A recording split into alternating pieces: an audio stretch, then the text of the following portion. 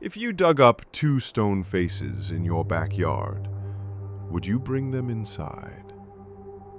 What if your house didn't like that? Well, guys, this actually happened.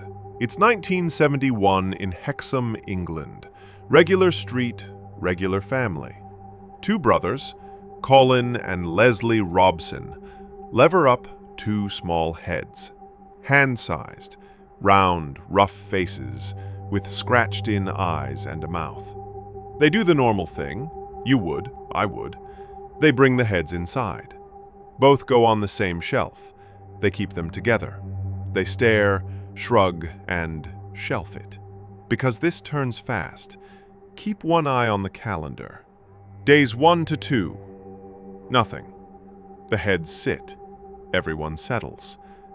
Okay, totally normal freaky stone heads. Bear with me. Days 3 to 8. Small slips stack up. Misplaced bottle, sudden drop, heads quietly changing places.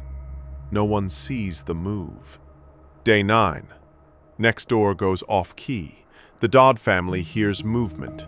Rooms feel occupied when they're not. If it's just a draft, why does the neighbor feel it too? The heads haven't left the Robsons' house. Day 10. Nellie Dodd's son has his hair yanked in the night. She opens the door and watches a half-human, half-animal figure walk downstairs, unhurried, and leave. Oh my God. Days 11 to 12. Back at the Robsons, movement becomes routine. Set the heads down, find them somewhere else. No prankster gets caught, no neat explanation. Just a house not behaving like one. And two ugly little faces sitting there. Feels like a pattern is forming. Then it snaps. Patterns plateau. This one doesn't. Understandably, the family taps out. Sensible move. Weirdly, that's the first sensible thing anyone's done so far. The heads get passed along to people who might know what's up. Museums, researchers, a local abbey. At each stop, the same noise. No one can keep those ungodly heads quiet. If this was just drafts and nerves, it should end here. It doesn't. They land with Dr. Anne Ross, a serious Celtic scholar. Not a seance kit in sight. Dr. Ross takes the heads home to study. That night, the house goes rigid.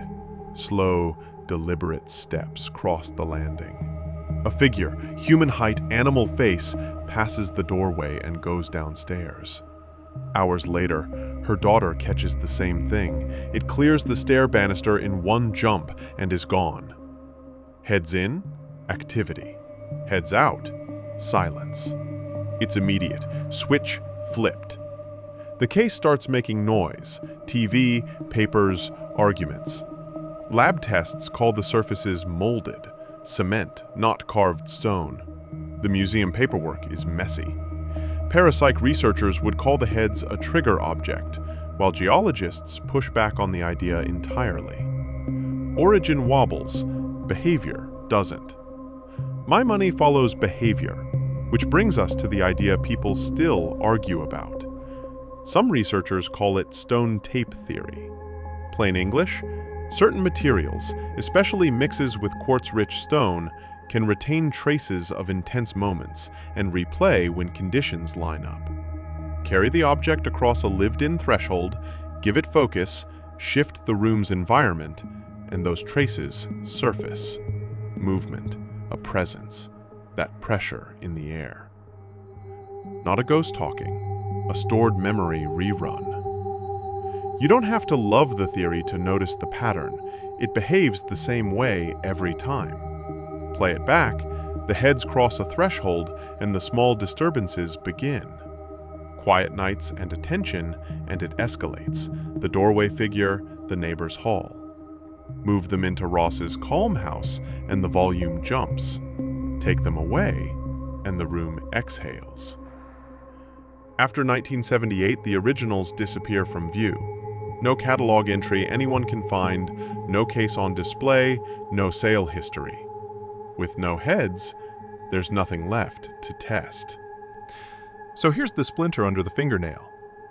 If stone, and even gritty quartz-mixed concrete, can replay what a place went through under the right conditions, what does that mean for rooms that saw the worst of us? Old schools with buried scandals, hospitals that never quieted down, prisons, battlefields, disaster sites. How many walls remember more than we want them to? If those heads turned up tomorrow, where do they go? Shelf or soil?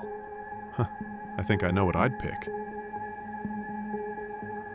Next on Deep Mysteries, the Yoght's Code, a dying man's last note no one can decode. Or something stranger. You choose. I'll follow.